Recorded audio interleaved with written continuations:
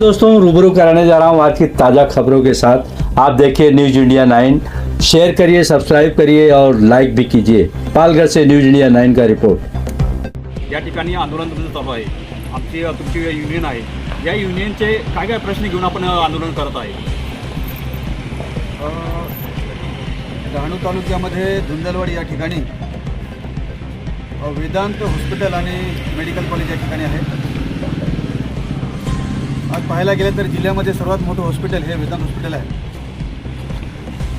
आणि या ठिकाणी गेल्या 5-6 वर्षापासून जे काही कामगार, सफाई कामगार आहेत, इतर क्षेत्रामध्ये जे कामगार काम करतात, साधारणतः 300 ते 400 कामगार हे या ठिकाणी गेल्या 7-8 वर्षापासून काम करतात। परंतु या कामगारांना अजूनही 7 ते 8 हजार रुपयामध्ये महिन्यामध्ये राबवलं जातं। आजचं जर पाहिलं तर वाढती महागाई आणि ह्या सर्व जर गोष्टी पाहिल्या तर आज एका कुटुंबाला किमान, कामगारांच्या कुटुंबाला किंवा इतर कोणत्याही कुटुंबाला किमान जगण्यासाठी आज 28 ते 30 हजार रुपये हे लागतात, तर ते कुटुंब व्यवस्थितपणे ते जगू शकतं। परंतु अशा प्रकारच्या कामगारांवर हा अन्याय आणि कामगारांचे शोषण हे गेल्या 7-8 वर्षापासून या वेदांत हॉस्पिटलमध्ये जे काही व्यवस्थापन आहे ते करत आहे। आणि म्हणून गेल्या 4 वर्षापूर्वी centre of Indian trade union या युनियनच्या नेतृत्वाखाली येथील कामगारांनी आपली सभासद पावती फाडून या युनियनचे सदस्य झाले आणि तेव्हापासून आम्ही या वेदांत हॉस्पिटलच्या व्यवस्थापनाशी किंवा मालकाशी चर्चा करतो की कामगारांचं किमान वेतन तरी तुम्ही निदान दिलं पाहिजे।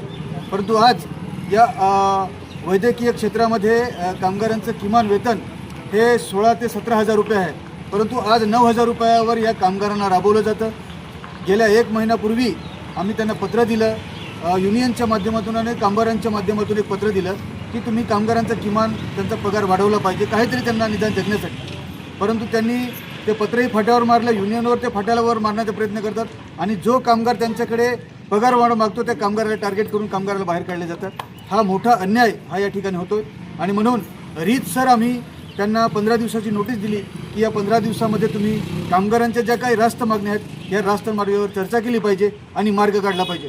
परंतु शेवटी भांडवलदारांच्या नेतृत्वाखाली हे हॉस्पिटल म्हणा किंवा कॉलेज म्हणा ह्यांची अरेरावी एवढ्या मोठ्या प्रमाणामध्ये चालली आहे की आम्ही कोणाला जुमानत नाही, आम्ही कायद्याला जुमानत नाही, आम्ही संविधानाला जुमानत नाही, आम्ही कामगारांना जुमानत नाही। अशा प्रकारची ह्यांचा जो स्वभाव आहे किंवा ह्यांची जी वागणूक आहे ही योग्य नाही आणि म्हणून आम्ही कायदेशीररित्या यांना पत्र दिलं, या व्यवस्थापनाला पत्र दिलं, तहसीलदारांना पत्र दिलं, आम्ही स्थानिक पोलीस स्टेशनला पत्र दिलं आणि आम्ही त्यांना सांगितलं की आजच्या दिवसापासून या ठिकाणी आम्ही बेमुदत आंदोलन हे सुरू करणार आहोत। जर त्यांनी आमच्या मागण्या मान्य केल्या, असंही नाही की आम्हाला हे दिलंच पाहिजे किंवा आमची काय अडवणूक, असंही नाही, कुठेतरी चर्चा करून मधला मार्ग काढला पाहिजे।